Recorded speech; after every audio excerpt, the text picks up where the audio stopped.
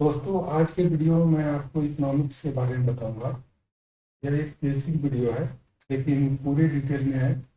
और किसी भी स्तर का विद्यार्थी हो, स्टूडेंट हो, किसी भी एग्जाम की तैयारी कर रहा हो, और अगर वो इकोनॉमिक्स को अच्छे से समझना चाह रहा है, तो ये वीडियो उसके लिए एक बेसिक बैकग्राउंड तैयार करेगा। ठीक है। तो हम देखेंगे कि इकोनॉमिक्स की डेफिनेशन क्या हो सकती है।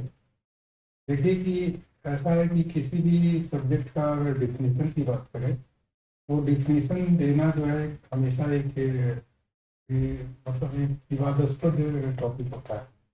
विवादास्पद इस सेंस में होता है कि अगर किसी भी, मान लेते हैं आप मनोविज्ञान का या दर्शन शास्त्र का या इकोनॉमिक्स का स्टडी कर रहे हैं, और अगर आपसे पूछा जाए कि इकोनॉमिक्स की परिभाषा क्या है, इसका मतलब डिफिनीशन क्या है, तो हमेशा इसमें मतभेद होता है। अलग अलग, जैसे मान लो कि इकोनॉमिक्स की मैं बात करूँ, तो अलग अलग इकोनॉमिस्टों का अलग अलग मत रहा है हमेशा से।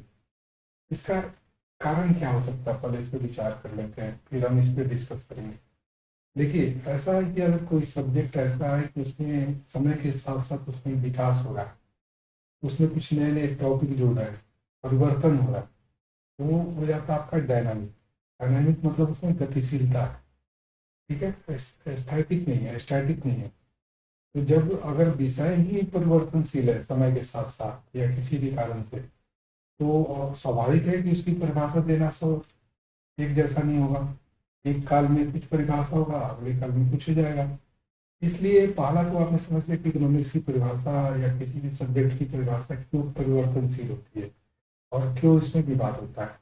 विवाद का एक मुख्य कारण यह है कि सब्जेक्ट मैटर हमारा या तो एक्सपैंड कर जाता है, पहले से ज़्यादा उसमें टॉपिक आ जाते हैं, या उसको पहले से कम मतलब नैरो डाउन कर दिया जाता है। नैरो डाउन इसलिए किया जाता है क्योंकि विज्ञान की विशेषता है कि जब भी किसी विषय का अध्ययन किया जाता है, तो उसको जितना नैरो डाउन करके, जितना उसको सीमित करके फोकस किया जाएगा, तो विषय उतना ज़्यादा डेप्थ में जाता है।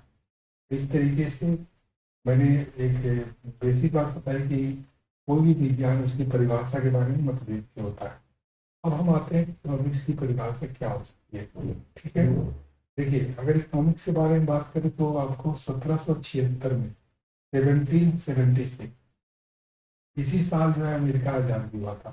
ठीक है। तो इसी साल इंग्लैंड का एक व्यक्ति था, एडम स्मिथ। वो उसने एक बुक लिखी, उस बुक का नाम था An Inquiry into the Nature and Causes of Wealth of Nation. Book को शॉर्ट में वेल्थ ऑफ नेशंस कहते हैं, राष्ट्रों की संपत्ति। तो राष्ट्रों की संपत्ति का क्या कारण है और संपत्ति का क्या प्रकृति हो सकता है, उसके बारे में उसकी एक इंक्वायरी थी। तो उसका प्रकाशन उसने 1776 में किया था। आमतौर पे इस पुस्तक को जो है ना, अर्थशास्त्र को एक विज्ञान के रूप में जन्म इसको माना जाता है। मेरा कहने का मतलब ये है, ऐसा नहीं था कि अर्थशास्त्र पहले नहीं था। अगर आप कौटिल्य का देखें तो कौटिल्य ने एक अर्थशास्त्र लिखा ही है। यूनान के दार्शनिकों ने भी अर्थशास्त्र पे चर्चा की है। अगर आप अर्थशास्त्र के इतिहास के बारे में ये पूरा एमए में मतलब मास्टर डिग्री जब पढ़ते हैं, तो पूरा उसमें एक स्टडी होता है हिस्ट्री ऑफ इकोनॉमिक्स का। उसमें यूनान के दार्शनिकों का क्या मत था, भारतीय दार्शनिकों का क्या मत था, तो हम उतना अतीत में नहीं जाएंगे। हमें ये समझना है कि मतलब आधुनिक युग में अगर एक इकोनॉमिक्स की स्टडी को विज्ञान के रूप में जो स्टार्टिंग पॉइंट माना जाता है, तो एडम स्मिथ से माना जाता है। क्या ये माना जाता है? एडम स्मिथ से माना जाता है। तो परीक्षा में अगर आपसे पूछा जाए कि फादर ऑफ इकोनॉमिक्स कौन है, फादर ऑफ इकोनॉमिक्स करने का मतलब है जिसके बाद से इकोनॉमिक्स का जन्म हुआ। ऐसा नहीं था कि इकोनॉमिक्स पहले से नहीं था, लेकिन एक प्रॉपर स्टडी जो है इकोनॉमिक्स का एज ए साइंस पर शुरू हुआ। विज्ञान क्या होता है इसके बारे में हम चर्चा करेंगे। विज्ञान का सही अर्थ क्या है, क्योंकि अगर आप देखेंगे कि इकोनॉमिक्स की डिग्री थी, तो बीए इकोनॉमिक्स की भी डिग्री मिलती है और बीएससी इकोनॉमिक्स की भी डिग्री मिलती है, एमए इकोनॉमिक्स की मिलती है, एमएससी इकोनॉमिक्स की मिलती है। तो कभी आपने विचार किया कि ये एमए और एमएससी या बीए और बीएससी में क्या फर्क है? सब्जेक्ट तो एक ही इकोनॉमिक्स। तो क्या कारण है कि किसी को बीए की डिग्री मिल रही है, किसी को बीएससी की डिग्री मिल रही है? तो ये चलिए थोड़ा सा टॉपिक अलग हो जाएगा, लेकिन पहले हम फोकस करते हैं इकोनॉमिक्स का परिभाषा क्या हो सकता है। ठीक है। तो इकोनॉमिक्स का जन्म तो हमने देख लिया कि एडम स्मिथ के साथ हुआ। और उस जमाने में मतलब उस जमाने से लेकर एक लंबे काल तक इकोनॉमिक्स को इकोनॉमिक्स नहीं बोला जाता था, उसको पॉलिटिकल इकोनॉमी बोला जाता था। क्या बोला जाता था? पॉलिटिकल इकोनॉमी, मतलब राजनीति अर्थव्यवस्था। और आगे चलकर इसका नाम जो है, आज जो हम जैसे इकोनॉमिक्स करते हैं ऐसे हुआ। एक्चुअली इसका रीजन भी था, एक बहुत वैलिड रीजन था और न्यायसंगत बात थी। क्या बात थी कि इकोनॉमिक्स को हमेशा राजनीति से जोड़कर देखा गया है। राजतंत्र जो था, पहले जो राजा होते थे वो हमेशा ये चाहते थे अपने राज्य व्यवस्था को इस तरीके से सुचारू करें कि उनके राज्य की संपत्ति बढ़े। उस जमाने में ब्रिटेन और फ्रांस में एक प्रतिद्वंदिता थी। एडम स्मिथ ने जो बुक लिखा, ध्यान से सुनिए, मतलब बुक का नाम ही है An Inquiry into the Nature and Causes of Wealth of Nation. राष्ट्रों की संपत्ति में जो उत्पत्ति होती है, राष्ट्रों की संपत्ति, उसका कारण क्या है? क्यों किसी राष्ट्र की संपत्ति ज्यादा है, क्यों किसी की कम है, क्यों फ्रांस की ज्यादा है, ब्रिटेन की कम है, या किसी और देश, मतलब यूरोपीय देशों में इस तरह की प्रतिद्वंदिता थी। एडम स्मिथ ने फ्रांस का भी सैर किया था, फ्रांस भी विजिट किया था, इंग्लैंड भी रहा, और भी कई देशों में उसने भ्रमण किया। तो उसने एक ग्रंथ ही लिख दिया इसी विषय पर। मैं ये कहना चाहता हूँ कि पॉलिटिकल इकोनॉमी से पहले बोलते थे, इसका रीजन ये था कि पॉलिटिक्स और इकोनॉमिक्स को सेपरेट नहीं किया जा सकता। तो शुरू में एक मतलब शुरू में इकोनॉमिक्स और पॉलिटिक्स दोनों को मिलाकर सारी बातें आज भी होती है, लेकिन इसका एक बिल्कुल सेपरेट स्टडी होता है। यहाँ तक कि इकोनॉमिक्स के आपके कई सारे ब्रांच मिल चुके हैं, micro economics, macro economics. College में जाते हैं तो आपको international economics, history of economics, psychology से भी कनेक्टेड है इकोनॉमिक्स। तो इस तरीके से कई सारे ब्रांचेज हो गए हैं, वेलफेयर इकोनॉमिक्स वगैरह। ठीक है, हम उसको देखेंगे, लेकिन हम टॉपिक पे फिर वापस आते हैं, इकोनॉमिक्स की परिभाषा क्या हो सकती है। ठीक है, तो आपने देखा कि वेल्थ ऑफ नेशंस की बात किया एडम स्मिथ ने। तो जो सबसे पुरानी परिभाषा मानी जाती है इकोनॉमिक्स की, वो वेल्थ डिफिनेशन बोलते हैं, धन की परिभाषा, धन संबंधी परिभाषा। और ये परिभाषा जो है धन को फोकस करता है। इकोनॉमिक्स क्या है? धन का अध्ययन, कि धन कैसे किसी संपत्ति को कैसे बढ़ाए। मतलब अब धन का भी क्या अर्थ हो सकता है उसको हम देखेंगे आगे, लेकिन जो शुरुआती जो परिभाषा थी अर्थशास्त्र की, अर्थशास्त्र क्या है? धन का अध्ययन। धन का अध्ययन को ही हम अर्थशास्त्र करते हैं। ऐसी एक परिपाटी चली। बाद में एक नई परिपाटी आई, नया स्कूल खुला, मतलब स्कूल कहते हैं विचारधारा का एक नया जो तंत्र विकसित होता है, सिस्टम विकसित होता है, तो उसको हम स्कूल ऑफ थॉट कहते हैं। स्कूल ऑफ थॉट, विचारधारा, या फिर किसी विचार का अपना एक पूरा एक अलग डिसिप्लिन। ठीक है, तो अगला आया आपको वेल्थ डिफिनेशन के बाद आया वेलफेयर डिफिनेशन। ये डॉक्टर मार्शल का किया हुआ था, ये भी इकोनॉमिक्स के प्रोफेसर थे, और मैं बोल रहा हूँ कैम्ब्रिज में थे या ऑक्सफोर्ड में थे, कैम्ब्रिज में थे सर। तो ये वेलफेयर डिफिनेशन जो है डॉक्टर मार्शल का दिया हुआ। ठीक है, फिर आगे एक और भी डिफिनेशन आया, स्कैरसिटी डिफिनेशन, जिसको कहते हैं कि दुर्लभता की परिभाषा। दुर्लभता से जुड़कर एक परिभाषा रॉबिन्स ने दिया था, उसको भी हम आगे देखेंगे। और रॉबिन्स की परिभाषा जो है बहुत अच्छी है, उसको भी हम विचार करेंगे कैसे अच्छी है। और लास्ट में आपको देखेंगे ग्रोथ डिफिनेशन, विकास की परिभाषा। तो सबसे पहले हम एक एक करके सारे परिभाषाओं पर थोड़ा एक दृष्टिपात करते हैं, उस पर एक व्यंगम दृष्टि डालते हैं। फिर उसके बाद हम जब पूरे सारे परिभाषाओं को देख लेंगे तो अंत में देखेंगे कौन सी परिभाषा क्या है। और सभी परिभाषाओं का कुछ गुण दोष होता है, कुछ उसका लिमिटेशंस होता है, उन सब की विवेचना हम करेंगे। सबसे पहले हम करते हैं धन की परिभाषा, धन संबंधी परिभाषा, जिसको बोलते हैं वेलफेयर डिफिनेशन। इस परिभाषा को दिया था आपको एडम स्मिथ ने। एडम स्मिथ का कहना था कि अर्थशास्त्र जो है धन का शास्त्र है। मतलब अर्थशास्त्र एक ऐसा विज्ञान है जिसमें किसी व्यक्ति का और राष्ट्र का धन उपार्जन करने की विधि और कैसे धन को बढ़ाया जा सकता है, इसके बारे में समझा जाता है। ठीक है, तो धन की परिभाषा का सबसे मुख्य लक्ष्य क्या हो गया, गोल क्या हो गया, टारगेट क्या हो गया, आपको साफ दिख रहा है। इसका मेन टारगेट है किसी देश के धन का कारण क्या होता है, और जब आप कारण जान जाएंगे तो धन को कैसे बढ़ा सकते हैं ये भी समझ में आ जाएगा। क्योंकि विज्ञान का लक्ष्य तो ये होता है ना, कारण को जान लो। एक बार कारण जान गए तो उपचार भी संभव है किसी चीज का। अगर बीमारी का कारण मालूम हो, ज्ञात हो, बीमारी का इलाज भी संभव है। इसको इंग्लिश में प्रिडिक्टिबिलिटी कहते हैं कि भविष्यवाणी कर सकते हैं। जब कॉजेज पता हो किसी चीज का तो हम उसकी प्रिडिक्शन कर सकते हैं क्या उसका फल होगा, तो कॉज है तो इफेक्ट है। तो इस तरह शुरू में जो परिभाषा चली कि अगर हम धन के कारणों को जान जाए तो बढ़ा सकते हैं। तो डॉक्टर जो एडम स्मिथ की परिभाषा है वो धन को फोकस करके करती है कि धन का कारण जान जाओ। इसीलिए ग्रंथ का ही नाम है An Inquiry into the Nature and Causes of the Wealth of. ठीक है, तो ये धन को महत्व देता है। लेकिन इस परिभाषा के बारे में आगे चलकर बहुत ही ज्यादा आलोचना हुई, क्रिटिसाइज हुआ इसका। क्रिटिसाइज का कारण वैलिड था, क्योंकि जब आप धन को ही मुख्य मान लेंगे तो मनुष्य का मूल्य कितना हो जाएगा, थोड़ा हो जाएगा। जबकि धन किस लिए कमाते हैं? धन कमाते हैं मनुष्य की सुख शांति के लिए। जब मनुष्य को गौरव मान लिया किसी विज्ञान ने और धन को ही मुख्य मानने लिया तो उसकी आलोचना तो होगी ही। इसलिए ये परिभाषा आगे चलकर इसको कई सारे लोगों ने कहा कि ये जो है धन केंद्रित परिभाषा है और इसमें मानव के कल्याण की उपेक्षा की गई है। और धन के जो वैज्ञानिक है या धन के बारे में कल चिंतन करने वाले हैं, तो ये लोग तो जो मिल मजदूरों में काम कर रहे हैं, मजदूर की स्त्रियां बच्चे, उनके कल्याण के बारे में तो सोच ही नहीं सकते हैं। ये तो पैसे के लिए इंसान को भी, मतलब उसको हड्डी को सुरमा बना दो, पीस के उसका चूरन बना दो। मतलब इस तरह के माहौल भी था यूरोप में। आपको बता दूं जब इंडस्ट्रियल रिवॉल्यूशन हुआ, यूरोप के उद्योगपतियों ने स्त्रियों का शोषण किया, मजदूरों का शोषण किया।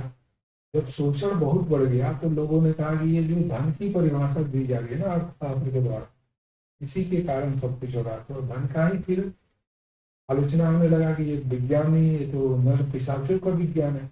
ऐसा भी कई लोगों ने कहा। और कई सारे दार्शनिक, कई सारे साहित्यकारों ने अर्थशास्त्रियों की बड़ी आलोचना की इस जमाने में। जैसे कि इस जमाने में आपको मैं कुछ नाम बता दूं, रस्किन हुए, कार्लाइल हुए, विलियम मॉरिस हुए। साहित्यकार में जैसे कि आप इंग्लैंड के बहुत बड़े साहित्यकार थे चार्ल्स डिकेंस।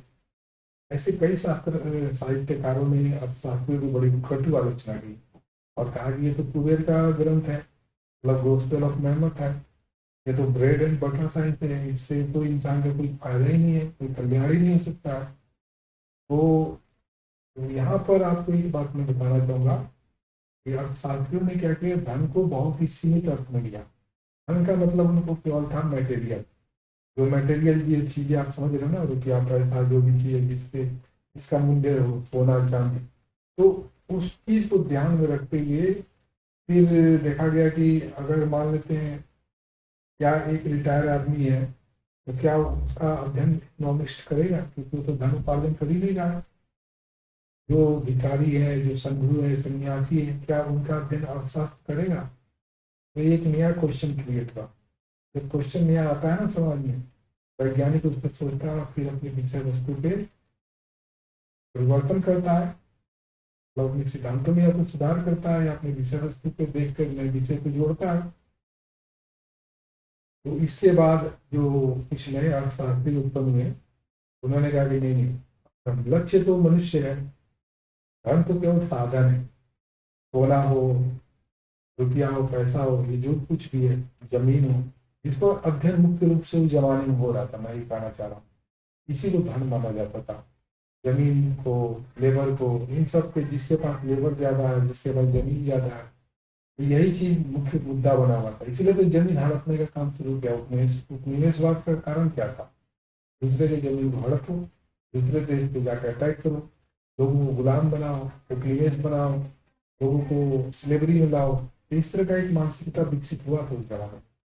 तो जो धन का विज्ञान करने की जो परंपरा थी ना, उसकी कटु आलोचना होने लगी, खासकर साहित्यकारों ने किया। जैसे मैंने आपको बताया कार्लाइल जैसे है, चार्ल्स डिकेंस जो है, इन्होंने बड़ी आलोचना की है। और फिर ये एक धारणा पैदा हुई कि इंसान ना हुआ इकोनॉमिक्स मैन हो गया, इकोनॉमिक मैन। तो ये जो इकोनॉमिक मैन की धारणा है ना, कि इंसान जो है वो नैतिकता से परे है, मतलब वो मशीन है एक तरह का। इंसान क्या हुआ, पैसा कमाने का machine, bread and butter science इसीलिए बोला गया। और ऐसे इंसान में तो कोई दया भावना, इंसानियत जो है, धर्म दर्शन कुछ हो ही नहीं सकता है। मैं समझता हूँ कि ये परिभाषा आपको पूरी तरह समझ में आ गया होगा कि धन संबंधी परिभाषा क्या है, इसका विकास किस दौर में हुआ, फिर इसकी आलोचना कैसे हुई। तो ये चीज़ें अगर आपको समझ में आ गया, आप एग्जाम में इसके बारे में लिख सकते हैं। और इसके जो प्रणेता थे और पायनियर जो थे, एडम स्मिथ जी थे। और एडम स्मिथ के बाद भी कई सारे लोग हुए हैं, वो आप हिस्ट्री ऑफ इकोनॉमिक्स पढ़ेंगे तो उसमें जान जाएंगे। फिलहाल इतना काफ़ी है कि धन की परिभाषा के बारे में इतना आप लिखेंगे तो आपका एग्जाम में इतना हो जाएगा। क्योंकि जो धन संबंधी परिभाषा की भी रचना एम लेवल में आता है, मास्टर ऑफ इकोनॉमिक्स वगैरह करते हैं, मास्टर डिग्री लेते हैं सॉरी, उसमें आता है ये परिभाषा। दूसरा एक परिभाषा है जो डॉक्टर मार्शल का दिया हुआ है। डॉक्टर मार्शल ने कल्याण संबंधी परिभाषा, जिसको कहते हैं वेलफेयर इकोनॉमिक्स, वेलफेयर डेफिनेशन।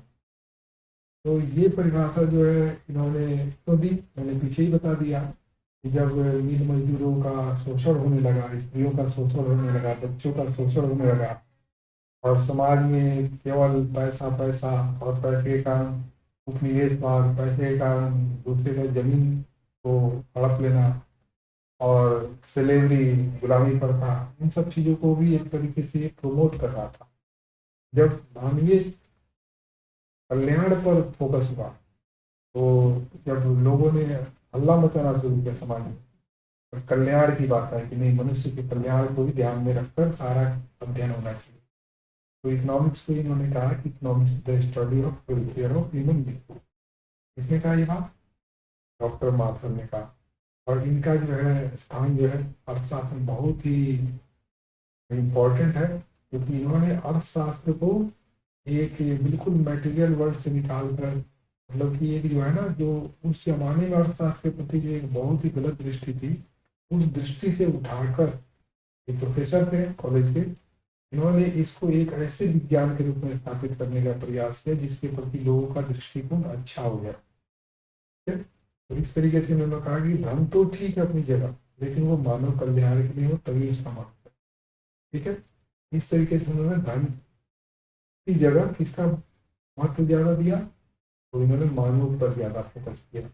इन्होंने कहा कि धन का अध्ययन तो है इकोनॉमिक्स, उन्होंने ऐसा नहीं है कि इकोनॉमिक्स को नहीं कहा कि धन का अध्ययन नहीं है, लेकिन कहा कि धन से ज्यादा इंपॉर्टेंट क्या है, मनुष्य है, ह्यूमन बीइंग है, और उसके अध्ययन को ही हमें मुख्य मानना चाहिए और धन को गौण मानना चाहिए।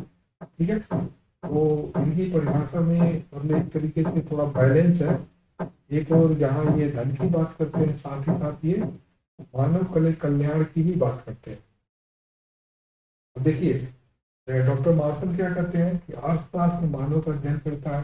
फिर दूसरी बात क्या करते हैं कि मानव के जीवन के सारे हिस्से का बात नहीं है, मानव का जीवन तो बहुत ही विस्तृत है, उसमें धर्म है, दर्शन है, चिंतन है, मन है, नैतिकता है और दुनिया भर की चीजें। तो कहते हैं कि नहीं, मानव के जीवन का तो अध्ययन करेंगे, लेकिन मानव के उसी क्रियाकलाप का अध्ययन करेंगे जिसका संबंध उसके आर्थिक पहलू से जुड़ा हुआ है।